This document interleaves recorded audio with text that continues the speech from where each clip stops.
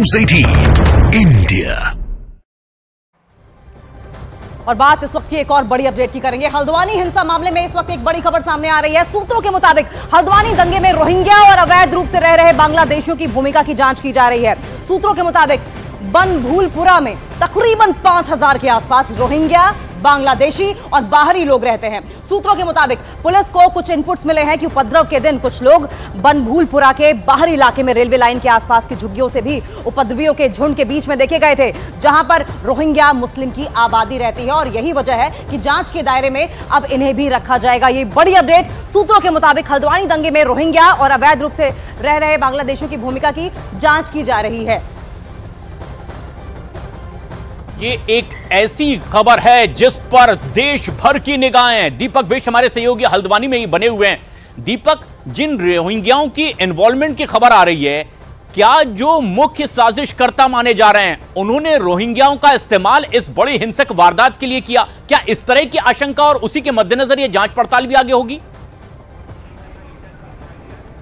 बिल्कुल प्रशांत, देखिए इससे इनकार नहीं किया जा सकता और यही वजह है कि सूत्र बता रहे हैं कि हल्द्वानी पुलिस ने सबसे पहले अब उन लोगों को फोकस करना शुरू कर दिया है जो बाहरी तत्व हैं, जिनमें रोहिंग्या, मुस्लिम और बांग्लादेशी हैं।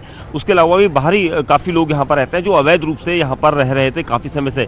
और जिस तरह से जो इलाका जहाँ पर पूरा घटनाक्रम हुआ, जहाँ पर पूरा उपद्रव हुआ था, उससे महज आधे किलोमीटर की दूरी पर ही ये सब लोगों की वहाँ पर रिहायशी है, बस्तियों में रहते हैं, झुग्गियों में रहते हैं। तो इन लोगों को अब फोकस कर रही है पुलिस और जो स्थानीय बनभूलपुरा थाना अध्यक्ष है उनसे डेटा मांगा गया है, रिकॉर्ड मांगा गया है कि कैसे ऐसे लोग यहाँ पर जो लोग रह रहे हैं उनके बारे में डिटेल खंगाली जा रही है। और ये इनकी तादाद तकरीबन 5000 से ज़्यादा है, जिसमें बांग्लादेशी, रोहिंग्या, मुस्लिम्स हैं। और ये लोग इस तरह की वारदातों में अंजाम देने के लिए आगे बढ़ाए जाते हैं। और यहाँ पर जिस तरह से अब्दुल मलिक के बगीचा के आसपास का इलाका है, वहाँ पर भी कई ऐसे लोग रहते हैं।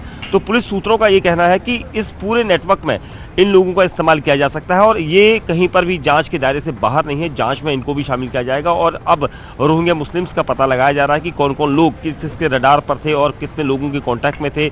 इनका पहले का बैकग्राउंडर खंगाला जा रहा है, क्या कभी इनकी गिरफ्तारी की गई थी। दरअसल मैं आपको प्रशांत बता दूं कि हल्द्वानी में जो ये लोग रहते हैं रोहिंग्या, मुस्लिम या बांग्लादेशी, तो यहाँ पर फर्जी जो अवैध रूप से जो आधार कार्ड होता है या वो वोटर कार्ड होता है उसका इस्तेमाल करके यहाँ पर इन्होंने अपनी रिहाइश बनाई है और उसी का यहाँ पर फायदा उठा सकते हैं।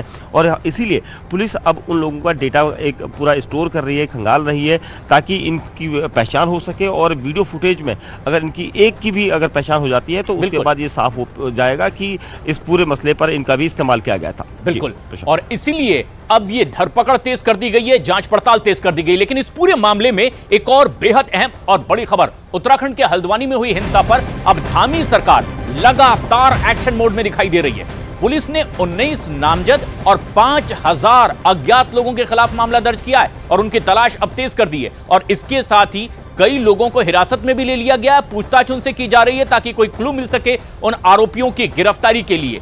8 फरवरी को हिंसा जो हुई थी रात के अंधेरे में, उसका फायदा उठाकर उपद्रवी हल्द्वानी छोड़कर दूसरे राज्यों में भी भाग गए और पुलिस की करीब 10 टीमें बनाई है फरार उपद्रवियों की तलाश के लिए। और खास बात यह कि रामपुर, बरेली, मुरादाबाद, दिल्ली, पश्चिमी उत्तर प्रदेश के कई जिलों में, दूसरे राज्यों में भी दबिश लगातार दी जा रही है। सीसीटीवी फुटेज की भी मदद ली जा रही है। मोबाइल वीडियो और जांच के आधार पर पुलिस अब उपद्रवियों को उनके घर से निकालकर गिरफ्तार भी कर रही है और उनसे भी आगे की पूछताछ की जा रही है ताकि इस पूरे मामले की साजिश पर से पर्दा हटाया जा सके।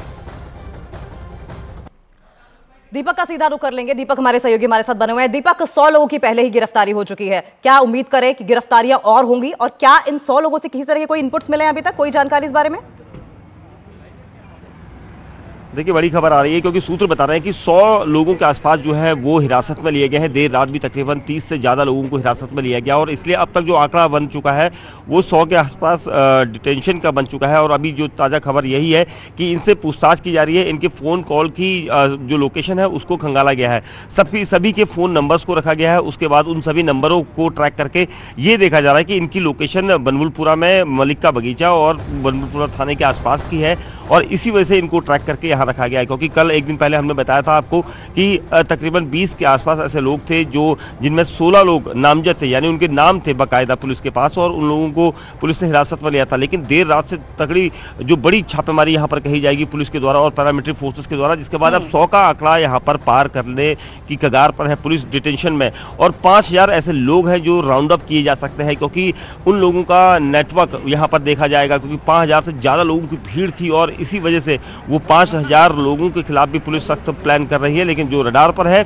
उनको पुलिस ने कहीं से भी नहीं छोड़ना है, ये सूत्र बता रहे हैं। पुलिस सूत्रों का कहना है कि देर सवेर नहीं तो 2 से 3 दिन में ये सारी गिरफ्तारियां, यानी कि धामी सरकार किसी भी तरीके से दीपक दोषियों को बख्शने के मूड में नहीं है, और यही वजह है इस वक्त की बड़ी अपडेट हम अपने दर्शकों को बता रहे हैं न्यूज 18 इंडिया पर कि 100 लोगों को हिरासत में लिया गया है, लेकिन 5000 लोग जो कि इस भीड़ का हिस्सा थे उन्हें भी राउंड अप किया जा सकता है। और इधर हल्द्वानी हिंसा का मास्टरमाइंड बताए जाने वाले अब्दुल मलिक का एक वीडियो भी सामने आया है, जिसमें वो नगर निगम के अधिकारी से बहस करता हुआ नजर आ रहा है। दावा इस बात का किया जा रहा है कि ये वीडियो हिंसा वाले दिन यानी कि 8 फरवरी का है। आरोप इस बात का है कि नगर निगम की टीम जब दल बल के साथ बनफूलपुरा इलाके में अवैध कब्जा हटाने पहुंची तो आरोपी मलिक से उनकी जमकर बहस हुई। अब्दुल मलिक नगर निगम की टीम को जमीन के दस्तावेज नहीं दिखा पाए थे और नगर निगम के अधिकारी लगातार उनसे जमीन के कागज मांग रहे थे।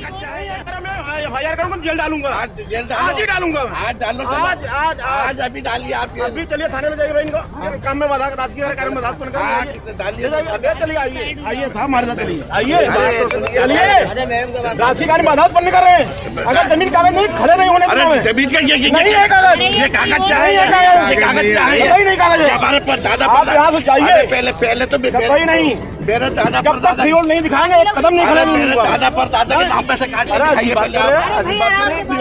अरे हमारे दादा पर दादा के नाम है।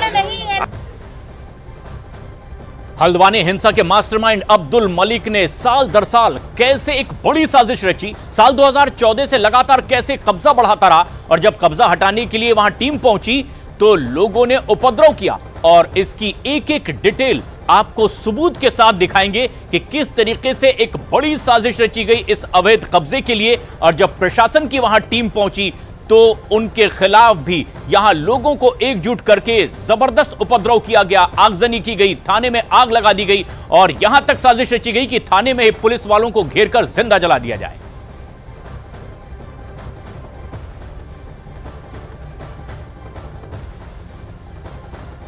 हल्द्वानी के नगर निगम के उपायुक्त पंकज उपाध्याय जी साथ हैं। पंकज जी, आप लगातार ये आपने तमाम मैप दिखाए, 2014 का उसी जगह का है, मैं ये देख रहा हूँ पूरी तरीके से ये मैप खाली है। फिर मैं 2018 का देख रहा हूँ तो हल्का निर्माण दिख रहा है। 17 में प्रॉपर वहां पर देखिए तस्वीरों में भी साफ आपने दिखाया। 2023 में तो इलाका बस गया। पहले तो आप सिलसिलेवार तरीके से हमें ये बताइए कि जो जगह थी इस पर आप लोगों ने कब्जा करने का या आपके ये वापस कब्जा लेने का विचार आपको कहां से आया, कैसे जानकारी मिली और ये प्रक्रिया पूरी कैसे शुरू हुई? करीब 1-1.5 साल पहले से कार्रवाइयां चल रही हैं। सनी बाजार का लगभग 5 एकड़ जमीन जो नजूल की है वो लोगों के अवैध कब्जे में थी, अवैध प्रबंधन में थी, वहां पर बाजार लगाने का काम किया जा रहा था। उस पर हमने कब्जा वापस लिया। आज हम उसमें 19 महीने का हमने टेंडर किया हुआ है बाजार लगाने का 53 लाख रुपए में, वो हमारे प्रबंधन में है और हम उसका उपयोग कर रहे हैं, राज्य जनता के हित में उपयोग कर रहे हैं। इसी प्रकार से अन्य जमीनें, भोलानाथ गार्डन का बगीचा है, नजाकत खां का बगीचा है, जैम फैक्ट्री है, मलिक का बगीचा है, जो इन आसानी नामों से जाने जाते हैं, इन सभी को चिन्हित किया गया था। इस संदर्भ में जिलाधिकारी महोदय से पत्राचार भी किया गया था। भोलानाथ गार्डन का कब्जा हम पहले ले चुके थे और इस बीच हम इन तीनों जमीनों पर जब हमें पता चला कि लगातार वहाँ प्लाटिंग हो रही है, अवैध निर्माण कराए जा रहे हैं, तो हमने पुलिस और प्रशासन का सहयोग मांगा। हम वहाँ पर गए, हमने वहाँ कब्जा लिया। जो खाली जमीन थी, जो स्ट्रक्चर था, उस पर हमने नोटिस दिया। उसका कोई हमें जवाब प्राप्त नहीं हुआ। हमने तिथि नियत करी उसको ध्वस्तीकरण करते हुए कब्जा प्राप्त करने की। उसमें विरोध की संभावना को देखते हुए हमने पुलिस प्रशासन का सहयोग मांगा। सहयोग जब हमें प्राप्त हुआ तो हमने ये कार्रवाई करी। दूसरा, इसके अलावा नजाकत खां का बगीचा, इसमें भी हम करीब 6 महीने पहले वहाँ ध्वस्तीकरण किए हुए हैं। 8-10 मकान जो निर्माणाधीन थे, न्यू के स्ट्रक्चर पर थे, उनको तोड़ा गया था और उसी समय हमने तय कर लिया था कि पूरी जमीन अगर कब्जे में नहीं लेते हैं तो प्लाटिंग करके इसको खुर्दबुर्द कर दिया जाएगा। नजूल जब स्टेटस है उनका, सरकारी जमीन है, राज्य सरकार के स्वामित्व की जमीन है, उसको भी हमने कब्जा लिया। वहाँ अस्थायी गौशाला का निर्माण किया गया है। जैम फैक्ट्री या कभी लीज दी गई थी, लीज समाप्त हो गई है, नजूल फ्री होल्ड नहीं हुई है। उस जमीन में भी लगभग 1 एकड़ जमीन बेची जा चुकी है, उस पर मकान बना दिए गए हैं। लेकिन जो जमीन खाली थी उसको हमने उस कब्जा लिया, वहाँ तारबाड़ कर दिया है, वहाँ अपनी गाड़ियाँ पार्क कर रहे हैं। इस प्रकार से कई जमीनों को हमने कब्जा मुक्त कराया है। उसी चरण में ये भी कार्रवाई की जा रही थी और उसी प्रक्रिया के भागता हूँ। अब्दुल मलिक ये दावे करता रहा है कि जमीन उसकी है। आप लोगों ने अब्दुल मलिक से संपर्क नहीं साधा या उन्होंने आपको नहीं बताया कि जमीन पर बाकायदा मस्जिद और मदरसा है? अब्दुल मलिक 29 तारीख को मौके पर आए थे, मौके पर उन्होंने विरोध किया हुआ है।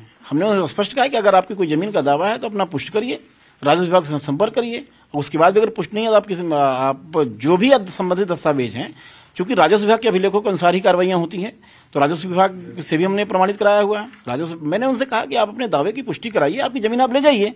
लेकिन मेरे सब बड़ा सवाल मेरा यह है, अगर आपके स्वामित्व की जमीन है तो आप रजिस्ट्री क्यों नहीं करते हैं? आप स्टाम्पों पर क्यों बेचते हैं? वहां पर एक भी रजिस्ट्री मुझे दिखा दीजिए, वहां एक भी रजिस्ट्री नहीं है, एक भी नक्शा पास नहीं है, एक भी दाखिल खारिज नहीं है। अगर स्वामित्व की जमीन है तो ऐसा क्यों नहीं किया जाता है?